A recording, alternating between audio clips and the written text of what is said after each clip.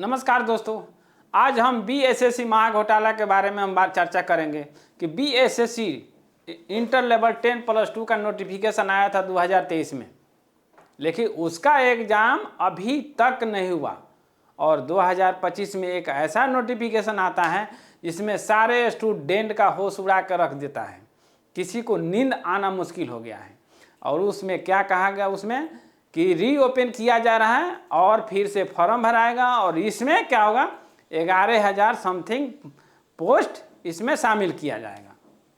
और एक और नई बातें हैं कि इसमें संविदा कर्मी को 5% से 25% तक अधिकतम अंक जोड़ा जाएगा उनके मार्क्स में, प्लस में। यानी जो यानी 1 साल वो काम किए हैं तो उनमें 5%, उस हिसाब से अधिकतम 25% तक मार्क्स जोड़ा जाएगा। अब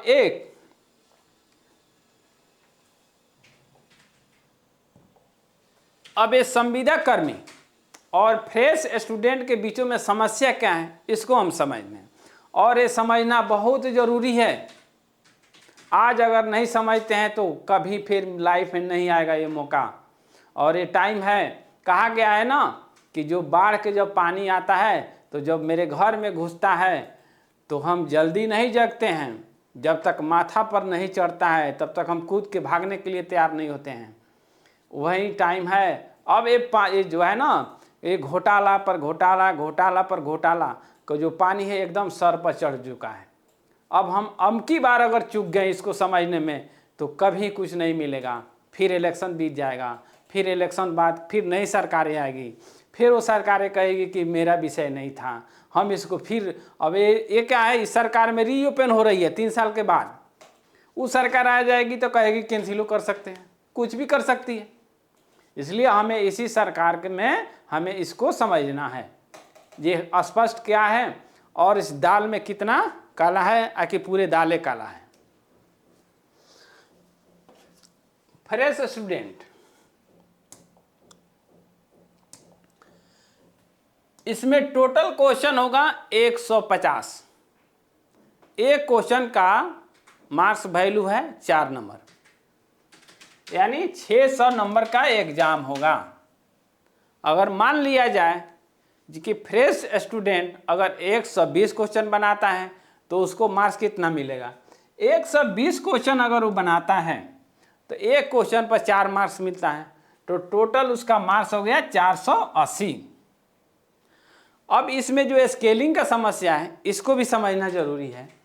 जो बीएसएससी का जो स्केलिंग पद्धति है तो 480/100 गुना 75, यानी जो टोटल मार्क्स मिला है एक फ्रेश स्टूडेंट का, जो 150 में 120 क्वेश्चन सही बनाया तो उसका मार्क्स वैल्यू है 480।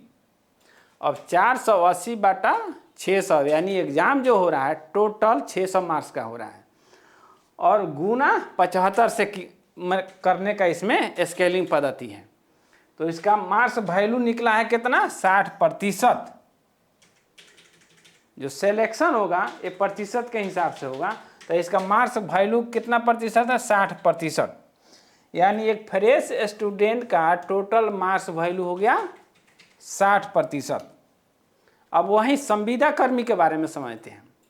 संविदा कर्मी कम मेहनत करता है फिर भी इनसे ज़्यादा मार्क्स लेकर के आ जाता है। और वो कैसे, हम फ्रेश स्टूडेंट हैं, दिन रात मेहनत कर रहे हैं, बिना खाए पिए भूखे प्यासे एकदम मेहनत करते जा रहे हैं, लेकिन मिला क्या, कुछ नहीं। 0 लड्डू पर हम आकर के रुक जाते हैं। और जब संविदा कर्मी की बात आती है तो थोड़ा सा चलते हैं और चलते उछल कूद में वो सफल हो जाते हैं। उनको भी एग्जाम देना है कितना, 150 उनके एक क्वेश्चन रहेगा, उनके पेपर में भी 150 क्वेश्चन रहेगा। उनका पेपर मार्क्स है 600 का। लेकिन समस्या एक ये है कि एक फ्रेश स्टूडेंट यहाँ 120 क्वेश्चन बनाया है और संविदा कर्मी कितना बनाया है क्वेश्चन, 75। एक क्वेश्चन का मार्क्स वैल्यू इसमें भी है 4, तो इनका टोटल मार्क्स कितना मिला, 300। लेकिन एक फ्रेश स्टूडेंट का मार्क्स यहाँ कितना मिला है, 480। अब संविदा कर्मी का जो 300 मार्क्स मिला है, इनका मार्क्स वैल्यू क्या है स्केलिंग पद्धति में, यानी 300/600 गुने 75 प्रतिशत में निकालते हैं तो कितना हुआ 37.5%। अगर स्केलिंग पद्धति के में केवल होता है तो संविदा कर्मी का फ्रेश स्टूडेंट के सामने प्रतिशत के हिसाब से बहुत ही कम मार्क्स हैं। उस हिसाब से देखा जाए तो फ्रेश स्टूडेंट का सिलेक्शन होना ही जरूरी है, होगा इन्हीं का मार्क्स बनता है सिलेक्शन के लिए। लेकिन नहीं, इनमें कहा गया है कि संविदा कर्मी को हम अलग से 25% मार्क्स देंगे और फ्रेश स्टूडेंट को तब जाकर के इनसे उनका तुलना करेंगे। 25% मार्क्स अधिक दे करके और फ्रेश स्टूडेंट और संविदा कर्मी को बराबरी में ले आएंगे। लेकिन ये कितना मेहनत किए, बहुत कम। अब जो 25% जब जुड़ता है इनमें तो कितना हुआ, ये तो ले आए थे 37.5% और 25% एक्स्ट्रा दिया गया है बीएसएससी के द्वारा, तो टोटल मार्क्स हो जाता है 62%, 62.5%। अब क्या लगता है यहाँ आपके सामने कि फ्रेश स्टूडेंट का सिलेक्शन होगा कहीं से होने का कोई सवाल नहीं है। आप दिन रात पढ़िए, खाइए या न खाइए, आप पढ़ते रहिए, लेकिन ये समझ लीजिए कि संविदा कर्मी जो भी है वो उछल कूद में नौकरी ले लेगा और हम दिन रात पढ़ते रह जाएंगे, हमारा नौकरी होने का कहीं सवाल नहीं है।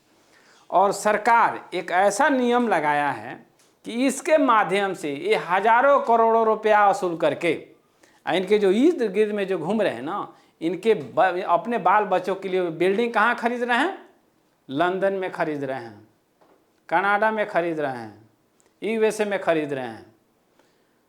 मेरा तो बिल्डिंग खरीदना तो दूर, हम बिल्डिंग बनाने लायक नहीं रह जाएंगे, अपने ज़मीन पर नहीं बना पाएंगे।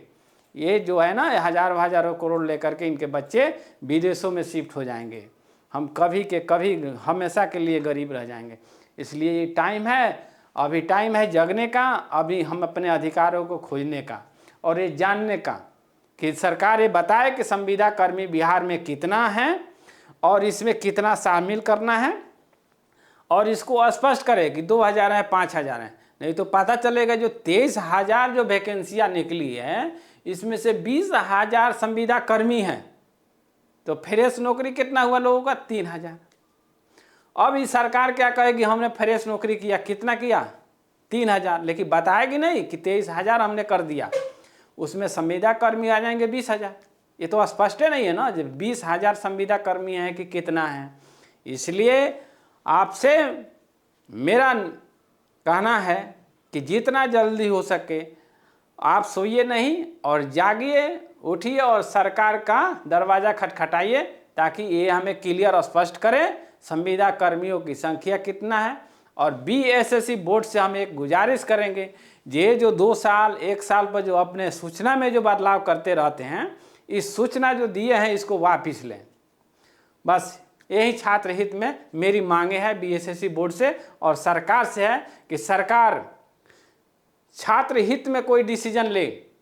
जैसे चल जाती है ना यहाँ कहने के लिए कि एक बार हमें मौका दीजिए, हमेशा बार बार मौका लेते रहती है और 20 वर्ष से रह जाती है। लेकिन छात्रों के लिए एक बार सुधार करने के लिए तक कम से कम सरकार को सामने आना ही पड़ेगा और बीएसएससी को बुला करके बोलना नहीं होगा, ये डांट फटकार लगाना होगा कि ये 1 साल आई 2 साल पर क्या सूचना में हमेशा बदलाव करते रहती है।